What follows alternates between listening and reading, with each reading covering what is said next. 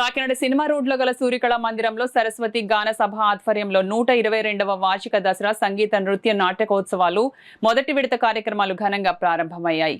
4 రోజుల పాటు జరగనున్న కార్యక్రమాలు విజయవంతంగా ముగిశాయి. సరస్వతి గాన సభ అధ్యక్షులు కీర్తిశేషులు కేవీఎస్ ఆంజనేయమూర్తి జ్ఞాపకార్థంగా తొలి విడత కార్యక్రమాలు ఏర్పాటు చేశారు. ఆఖరి రోజు బెంగళూరుకి చెందిన డాక్టర్ వసంత్ కిరణ్ వారి బృందంచే శ్రీహరిలీల కల్పతరు అనే అంశంపై కూచిపూడి నాట్యం ప్రదర్శన కార్యక్రమం జరిగింది.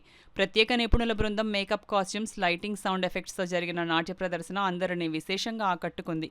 ఈ కార్యక్రమంలో డాక్టర్ ముళ్లపూడి నాగేశ్వరరావు, పేపకాయల రామకృష్ణ, లక్కరాజు సత్యనారాయణ టిక్కు, శ్రీరామ నరసింగారావు, పెద్దాడ సూర్యకుమారి, చావలి సూర్యకుమారి, పెద్ద సంఖ్యలో నగర ప్రముఖులు, సంగీత అభిమానులు పాల్గొన్నారు.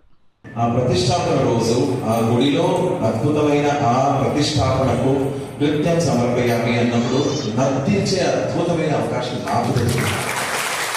ఆ ప్రతిష్టాపనకు నేను నర్తించాను. రాముడు వారు ఒక్కడో ముందున్నారు, నేను కూడా ఆయన ఇలా చూస్తూ ఒక గంట సేపు నర్తిస్తూ ఉంటే అప్పుడు ఎన్నో మాటలు ఆయన మనకు చెప్పారు. అదేంటంటే ఒక్క కళాకారుడికి ఇది సాధ్యం. ఎంత గొప్ప మినిస్టర్ అయినా, ఎంత గొప్ప ఏ కళాకారుడు ఏ సాధించినా ఏ సాధన తక్కువ కాదు. కానీ ఈ కళల వల్ల నేను చెప్పినట్టు అందరికీ ఈ పిల్లలంతా అదృష్టం.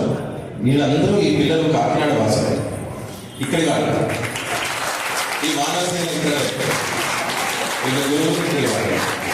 నేను ఎందుకు వాళ్ళకి అవకాశం ఇస్తాను, అక్కడ వాళ్ళు ఎందుకు రావాలి అని అంటే, ఇందులో ఏ వెంకట చిన్న సత్యం గారు ఉన్నారో, ఇందులో పాడేవాళ్ళు ఏ వెంకటేశ్వరలక్ష్మి గారు ఉన్నారో నాకు తెలియదు. ముందున్న తరాల్లో మనం కూడా ఆనందపడే, గర్వపడే కళాకారులు ప్రోత్సహిస్తుంటారు. అలాగే మనకు ఇంత గొప్ప అవకాశం ఇచ్చిన సరస్వతి గాన సభ, ఎస్పెషలీ మేడం గారు, నేను ఆవిడకి ఎప్పుడూ చిరునవ్వునే ఉంటాను. పాదాలను నమస్కరిస్తూ గొప్ప విదుషి.